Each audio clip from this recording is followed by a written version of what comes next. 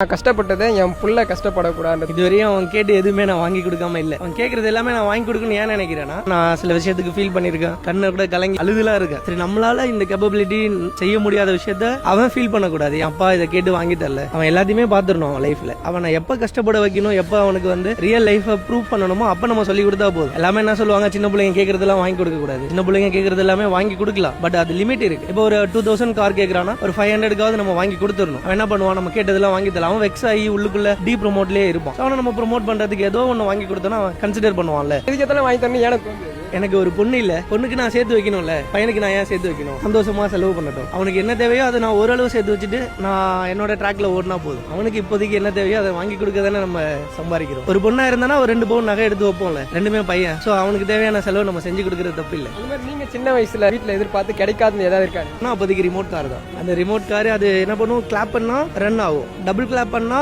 Rotate ஆகும், அப்போ single clap பண்ணா மறுபடியும் மூவ் ஆகும். அப்படி இருந்தது கார். இன்னைக்கு என்கிட்ட 10 கார் இருக்கு, பிளஸ் 11 கார் இருக்கு. வாங்கிட்டீங்களா?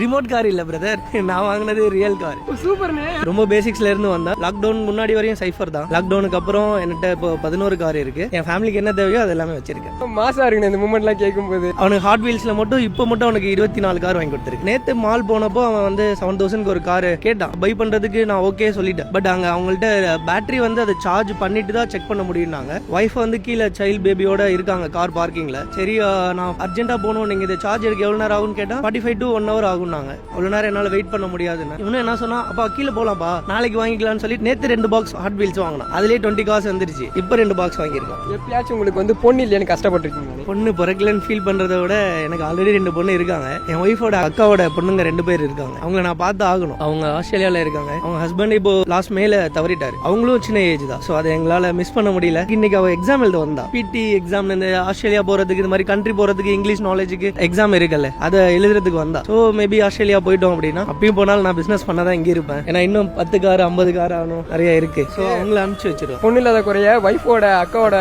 பொண்ணுங்க வந்து உங்களுக்கு தீர்த்துட்டாங்க. அதே மாதிரி அவங்களுக்கு அப்பா இல்லைனாலுமே அந்த ஒரு குறைய நீங்க தீர்த்துட்டீங்களே. கண்டிப்பா இருப்பேன். அதுக்கு நான் 40 இயர்ஸ்ல கண்டிப்பா என்னோட ஃபுல் டைம் அங்கதான் ஸ்பெண்ட் பண்ணுவேன். ஆஃப்டர் 40ல. ஏன்னா 40 இயர்ஸ் வரையும் ஓடிட்டு அதுக்கப்புறம் உட்காந்து ஏர்ன் பண்ணணும். அதுக்கப்புறமும் ஓடிட்டு இருக்க முடியாது. அந்த ஒரு காரணத்துக்காண்டி எனக்கு 3rd பேபி கேர்ள் பேபி தான் சொல்லியிருக்காங்க. 8 month தானே ஆகுது. ஸோ ஆல்ரெடி 4 பேர் இருக்காங்க. அது அவங்க தான் சொல்லணும். கல்யாணம் ஆனதுக்கு அப்புறம்லாம் வந்து லைஃப் ஒரு மாதிரி மாறுன்றாங்க. நீங்க எப்படி சிச்சினே இருக்கீங்க?